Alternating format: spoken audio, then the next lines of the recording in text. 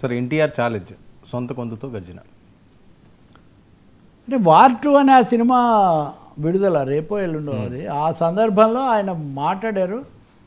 హృతిక్ రోషన్తో కలిసి కూడా ఎన్టీఆర్ ఉంది. వాయిస్ ఉన్నారు, వాయిస్ ప్లే చేయండి.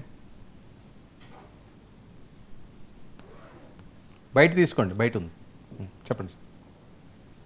సో మాట్లాడారు ఆయన. ఆ మాట్లాడినప్పుడు చాలా కీలకమైన వ్యాఖ్యలు, అంటే ఇంగ్లీష్లో కాసేపు మాట్లాడారు. హృతిక్ రోషన్ మంచితనము, స్నేహం ఇలాంటివన్నీ చెప్పడంతో పాటు దాదాపు ఒక సవాల్ విసురుతున్నట్టుగా నాకు నందమూరి తారక రామారావు తాతగారు ఆయన ఆశీస్సులు ఉన్నంత వరకు నన్ను ఎవ్వరూ ఏమీ చేయలేరు, నన్నెవరూ ఏమీ చేయలేరు అనే పద్ధతులు. అసలే అది వార్ అంటేనే సవాల్ చేయడమే కదా. కాబట్టి నందమూరి ఈ చిన్న తారక రామారావుకు లేదా అక్కడ నారా లోకేష్కు మధ్యలో ఒక రాజకీయ చర్చ నడుస్తూనే ఉంది కదా. నడిపే శక్తులు ఉన్నారు, ఆయన కదా ఈయన అనేవాళ్ళు ఉన్నారు. ఈయన ఇప్పుడు రాజకీయాల్లో లేరు.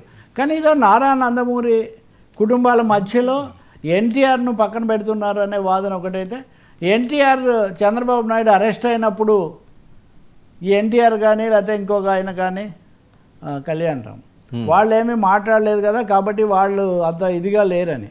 దీనికి తగినట్టే లోకేష్ నిన్న ఒక ట్వీట్ పెడుతూ కూలీ సినిమా రజనీకాంత్ది విడుదలవుతుంది, ఇది బాగా విజయవంతం అవ్వాలని ఆయన ఒక పెట్టాడు. మరి సొంత ఎన్టీఆర్ సినిమా వస్తుంటే దీనికి ఏమీ లేకుండా దానికి ఎందుకు పెట్టవచ్చు ఆయన? ఈరోజు నిన్నటి చర్చ ఇది, మనం ఏ రోజు ఆ రోజు కదా. సో అంటే మరి ఆయనేమే మేము కష్టాల్లో ఉన్నప్పుడు స్పందించలేదు కదా, ఆయనకి ఎలా పెడతారని మళ్ళీ ఇటువైపు అటువైపు రకరకాల ఇవి జరుగుతున్నాయి. కానీ ఎన్టీఆర్ మటుకు చాలా బలంగా, ఒకటేమో ఆయనది రజతోత్సవ సంవత్సరం, ఇది 25 ఏళ్ళు అయింది ఆయన ఇండస్ట్రీలోకి వచ్చి. సో 25 ఏళ్లకు తనతో మొదటి సినిమా తీసిన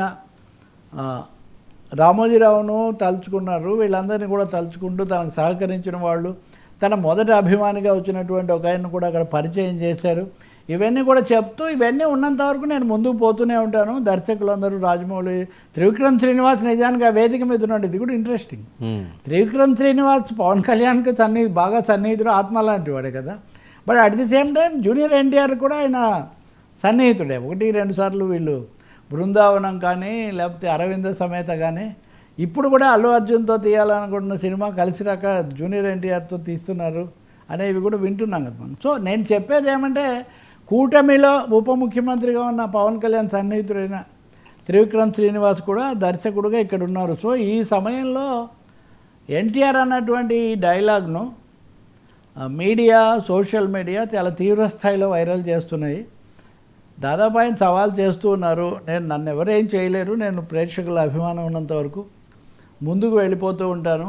అలాగే హిందీలో నటించానంటే తెలుగు సినిమాను వదిలిపెట్టలేదు నేను, హృతిక్ రోషన్నే ఇక్కడికి తీసుకొస్తున్నానని మీరు అనాలి. ఇవన్నీ కూడా చిత్రము చాలా బాగా వచ్చింది అవన్నీ చెప్తున్నారు. ఎలా ఉంటుందో మనం నాగవంశీ దీనికి నిర్మాత, వీళ్ళందరికీ అతను ధన్యవాదాలు చెప్పాడు.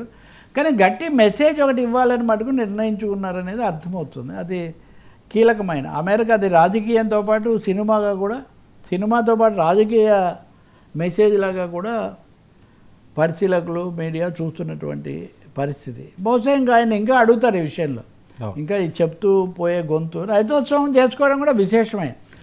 ఎందుకంటే ఆ సినిమా స్టూడెంట్ నెంబర్ 1 నుంచి వచ్చిన, అంతకుముందు రామోజీరావు గారు కూడా ఆయనతో సినిమా తీశారు. కాబట్టి ఆయన ముందు అదే మొదటిది. ఇవన్నీ కూడా తలుచుకుంటూ ఉన్నాడు. కొంతమంది పక్కన ఇప్పుడు ఆయన ఒక మక్బుల్ అనుకుంటా ఒక ఆయన చూపించాడు, నా మొదటి అభిమాని, నా సినిమా కూడా విడుదల కాకముందు నుంచి నన్ను అభిమానిస్తున్నారని ఆయన వేదిక మీద కూడా వచ్చాడు, తన్ని కూడా పరిచయం చేశాడు. సో జూనియర్ ఎన్టీఆర్ తన పర్సనల్, ఫ్యామిలీ, సోషల్ మెసేజ్ ఇచ్చే ఒక తీవ్రమైన ప్రయత్నం చేశారు. ఒక హెచ్చరిక ఇది, శంఖారావమే కదా, గర్జన అనాలే, ఎవరేం చేయలేరు, నేను చేస్తూ ఉంటాను అని. మరి దీని మీద ఇంకా ఏమొస్తాయో తెలియదు. వాళ్ళే ఆ పార్టీలో నాయకులు అనకపోయినా అటు ఇటు ఉన్న అభిమానులు వాళ్ళు ఊరుకోరు కదా.